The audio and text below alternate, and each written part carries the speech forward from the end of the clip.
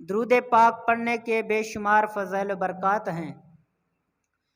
حضرت آدم علیہ السلام قیامت کے دن جب میزان عمل لگے گا، لوگوں کے اعمال کا وزن کیا جا رہا ہوگا، تو حضرت آدم علیہ السلام ایک جگہ پر تخت لگا کر بیٹھے ہوں گے اور دیکھ رہے ہوں گے کہ آج میری اولاد کا کیا حال ہے، کیا ان کے ساتھ کون سا معاملہ کیا جاتا ہے۔ تو جب لوگوں کے اعمال تولے جا رہے ہوں گے تو اس وقت ایک شخص کے اعمال تولے جائیں گے اور وہ حضور نبی کریم علیہ السلام کی امت میں سے ہوگا۔ جب اعمال تولے جائیں گے تو ان کو حکم ہوگا فرشتوں کو کہ اس شخص کو جہنم میں لے جاؤ، تو فرشتے اس کو پکڑ کر جہنم کی طرف جا رہے ہوں گے، تو حضرت آدم علیہ السلام آواز دیں گے، اے محمد تمہارے امتی کو فرشتے جہنم میں لے کر جا رہے ہیں۔ تو حضور نبی کریم علیہ السلام فرماتے ہیں کہ میں اس وقت آؤں گا اور جا کر فرشتوں سے فرماؤں گا کہ رک جاؤ اور اسے دوبارہ میزان عمل پر لے آؤ۔ تو فرشتے عرض کریں گے، یا رسول اللہ ہم اللہ تبارک و تعالیٰ کے حکم کے خلاف ورزی نہیں کر سکتے،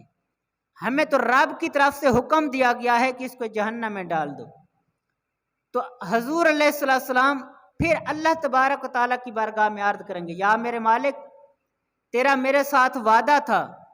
کہ تجھے امت کے معاملے میں پریشان نہیں کروں گا، تو یا اللہ میرے اس امتی کو دوبارہ میزان عمل پر لایا جائے۔ اس وقت جب میزان پر دوبارہ لایا جائے گا، دوبارہ اعمال کا وزن ہونے لگے گا، تو حضور علیہ السلام اپنی جیب میں سے ایک پرچی نکال کر اس کے نیکیوں والے پلڑے میں رکھ دیں گے۔ جب نیکیوں والے پلڑے میں وہ پرچی رکھیں گے تو اس کا وہ پلڑا بھاری ہو جائے گا، تو پھر پکار آئے گی کہ کامیاب ہو گیا، خوشی کی لہر دوڑ جائے گی، رب تبارک و تعالیٰ کی طرف سے حکم ہوگا کہ اسے جنت میں لے جاؤ۔ جب فرشتے اسے جنت میں لے جا رہے ہوں گے تو جنت کے دروازے کے اوپر جا کر وہ عرض کرے گا، اے فرشتوں ٹھہرو تو صحیح، میں اس خوبصورت چہرے والے سے پوچھ تو لوں جس نے میرے ساتھ اتنی مہربانی کی ہے کہ آپ ہیں کون۔ جب وہ شخص دوبارہ حاضر ہوگا، یا اے خوبصورت چہرے والے، اے نورانی چہرے والے، یہ بتائیے کہ آپ نے میرے ساتھ اتنی مہربانی فرمائی، میری بخشش کروائی، جہنم سے چھٹکارا دلوایا، یہ تو بتاؤ آپ ہیں کون۔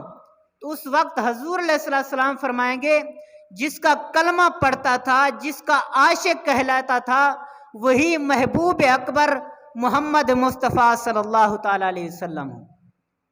تو پھر وہ عرض کریں گے، یا رسول اللہ یہ پرچی کیا تھی؟ تو حضور علیہ السلام فرمائیں گے، جو دنیا کو اوپر رہ کر تو مجھ پر درود پڑھتا تھا، تو وہ درود آج کے دن کے لیے جمع کیا تھا، وہ درود آج تمہارے کام آیا ہے۔ تو ہمیں چاہیے کہ ہم حضور علیہ السلام پر کثرت کے ساتھ درود پاک پڑھا کریں۔ تو آپ بھی حصول برکت کے لیے ایک مرتبہ درود پاک پڑھ لیجئے۔